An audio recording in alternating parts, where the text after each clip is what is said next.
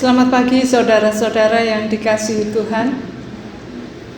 Hari ini kita semua bersuka cita, sebab sekalipun kita berada di tengah pandemi COVID-19, kita masih bisa merayakan hari ulang tahun Rumah Sakit Mardiwaluyo yang ke-70. Usia yang sangat panjang yang sudah dilalui oleh rumah sakit ini.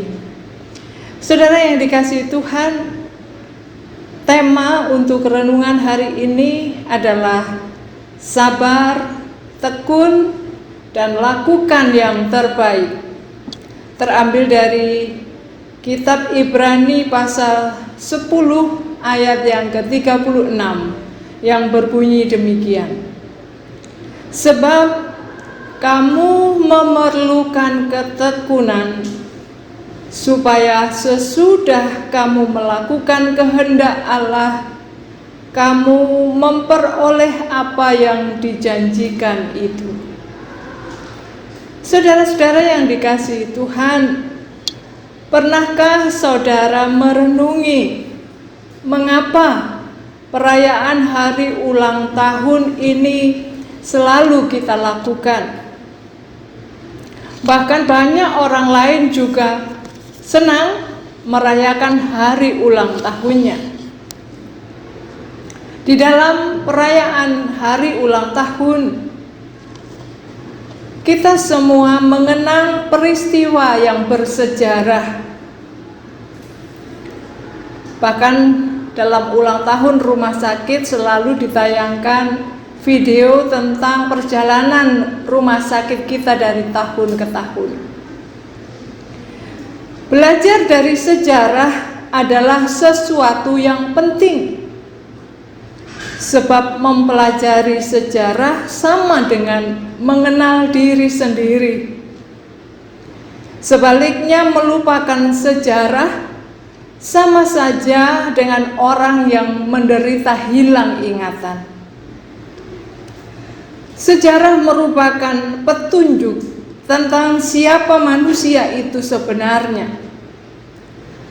Sejarah adalah pengalaman manusia dan ingatan manusia yang dikisahkan. Manusia adalah sumber sejarah. Dia yang membuat cerita sejarah itu. Kisah manusia selalu dibatasi oleh waktu, ruang, tempat, dan juga kesempatan yang diberikan oleh Tuhan. Dalam mempelajari sejarah rumah sakit ini, kita bisa mengetahui nilai-nilai hidup dari para tokoh pendiri rumah sakit ini. Misalnya dari Pendeta Harjo Wasito dan Ibu. Mereka berdua adalah orang Jawa yang diutus oleh Sending Gereja Kristen Jawa berangkat menuju Lampung dalam situasi negara yang melakukan kolonisasi, dan banyak orang Jawa yang harus berangkat ke Lampung, dan kedua orang ini diutus untuk mencari orang-orang Kristen yang ikut dalam transmigrasi itu. Dan metro ini adalah wilayah pertama mereka. Ketika mereka datang di sini, sedang ada wabah malaria. Sebab hutan-hutan telah dibabat dan malaria banyak terjangkit di antara orang-orang transmigran ini. Sehingga banyak korban yang meninggal. Dan ceritanya Pak Harjo Wasito ini pun terkena malaria pada waktu itu, sehingga dia sakit yang berat. Dan dia berkata kepada istrinya, mungkin umurku tidak akan lama, maka marilah kita pulang ke Jawa. Tetapi Ibu Harjo Wasito menguatkan dia dengan mengatakan, tidak mungkin, Tuhan akan memanggilmu di sini. Sebab baru saja engkau datang dan belum bekerja apa-apa. engkau akan mati. Tidak mungkin. Karena kekuatan yang diperoleh dari iman istrinya inilah mereka kemudian terus menjalani kehidupan dan pelayanannya, sehingga muncullah Rumah Sakit Mardiwaluyo ini. Kita juga mendengar mantri pertama, Bapak R. Sutrono. Kalau orang Jawa dalam kehidupan di tahun itu keadaannya pasti jauh lebih baik.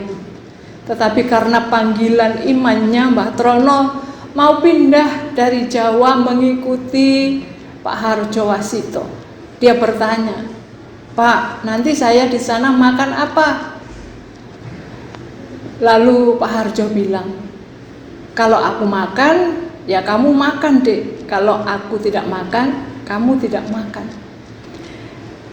Dan mereka juga tidak pernah tidak makan, sebab Tuhan memelihara mereka dengan sangat baik. Mbah Trono itu terkenal sebagai mantri yang teliti dalam pekerjaannya. Manajemen juga baik dikerjakannya, sehingga rumah sakit ini kemudian berdiri. Mbah Trono ini secara pribadi juga punya visi yang jauh lebih besar dibanding orang lain. Ketika dia berhasil dalam hidupnya di sini, dia banyak membeli tanah dan kemudian tanah ini dia kaplingkan untuk dibeli oleh warga jemaat, sehingga muncullah wilayah Bakalan kalau di GKSPS Metro.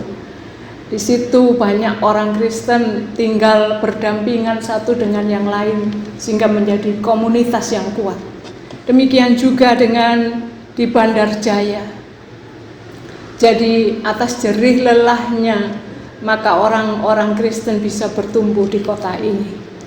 Saudara-saudara yang dikasihi Tuhan, dalam sejarah kita bisa melihat sisi positif dari situasi yang dialami oleh rumah sakit ini. Tetapi juga ada perjalanan yang suram di tahun-tahun yang telah diarungi oleh rumah sakit ini, sehingga rumah sakit ini pernah hampir tutup dan karyawan gajinya dihutang.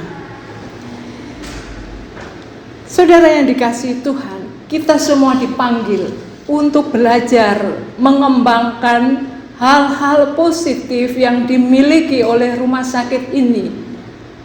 Dan hal-hal positif ini tidak boleh dilupakan, tetapi menjadi spirit dari seluruh karyawan.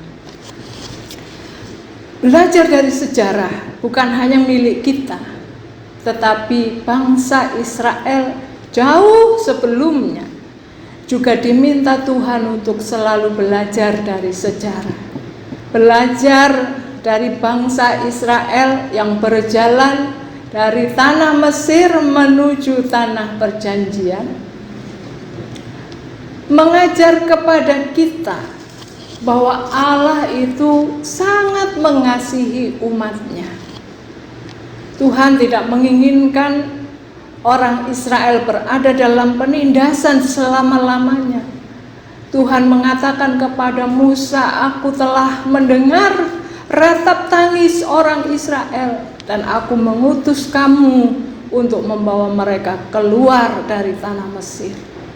Saudara-saudara yang dikasihi Tuhan, perjalanan orang Israel dari Mesir ke tanah Kanaan ini kemudian dijadikan sebagai kredo atau pengakuan iman bangsa Israel kepada Tuhan, bahwa Tuhan itu sangat baik mengasihi kita dan Tuhan memanggil kita untuk mengasihi Dia dan sesama. Kredo ini dijadikan dasar dalam kehidupan iman Israel secara turun-temurun. Tuhan mengatakan dalam Ulangan 6, "Ajarkanlah itu kepada anak-anakmu, tuliskanlah itu di loh hatimu, di tiang pintu rumahmu, ketika engkau duduk, ketika engkau berdiri, ketika engkau berjalan, supaya Tuhan itu selalu ada di hati mereka." Saudara yang dikasihi Tuhan,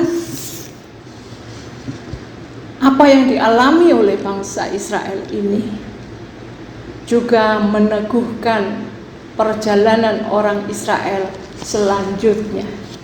Ketika mereka ada dalam penindasan seperti yang mereka alami dan tertulis di dalam kitab Ibrani. Kitab Ibrani yang menjadi pokok dari renungan ulang tahun Rumah Sakit Mardi Waluyo hari ini menceritakan bagaimana orang-orang Kristen pada masa itu bertahan dalam penderitaan karena penindasan penguasa. Orang-orang Kristen pada masa itu banyak dibunuh, dijadikan makanan binatang, dan mereka sungguh-sungguh menderita. Tetapi di dalam penderitaan itu, Tuhan meminta mereka untuk terus bertekun, sabar, dan melakukan yang terbaik. Sampai nanti mereka menuai hasilnya dengan menerima janji-janji Tuhan yang digenapi. Dan dalam sejarah kita bisa melihat bahwa pada akhirnya orang-orang Kristen yang setia kepada Tuhan itu mau bertahan sampai akhir hayat mereka, sehingga gereja ini bisa diwartakan, berkembang, meluas kemana-mana. Dan hari ini di tengah pandemi COVID-19 yang dihadapi oleh banyak orang di dunia, juga di Indonesia, dan kita merasakan di dalamnya, mungkin saudara-saudara terusik dalam hati. Saat ini ada banyak teman-teman kita yang tidak bisa diperpanjang kontraknya. Saudara-saudara tidak lagi bisa menerima lembur dalam bentuk uang, tetapi saudara-saudara diganti libur. Bahkan akan diwacanakan kalau situasi pasien rumah sakit kita penurunannya seperti ini dan terus akan turun, maka kemungkinan kita akan melakukan dinas secara bergantian. 1 hari masuk, 1 hari libur, 1 hari masuk, 1 hari libur, dan mungkin tunjangan fungsional saudara akan dikurangi. Ada banyak hal yang kita siapkan supaya kita bisa tetap teguh, bisa selamat menghadapi krisis COVID-19 ini. Tetapi satu hal yang pasti yang harus kita pegang erat, kalau dulu para pendahulu rumah sakit ini bisa terus kompak menjalankan rumah sakit ini dengan ketaatan iman, maka itu menjadi warisan atau nilai yang harus kita pegang erat. Kita pun bisa melalui semuanya dengan baik. Mari kita berikan apa yang kita miliki, yang terbaik dari kita, untuk membuat rumah sakit ini tetap kuat berdiri bagi hormat dan kemuliaan nama Tuhan. Selamat ulang tahun yang ke-70 untuk Rumah Sakit Mardi Waluyo dan segenap karyawan.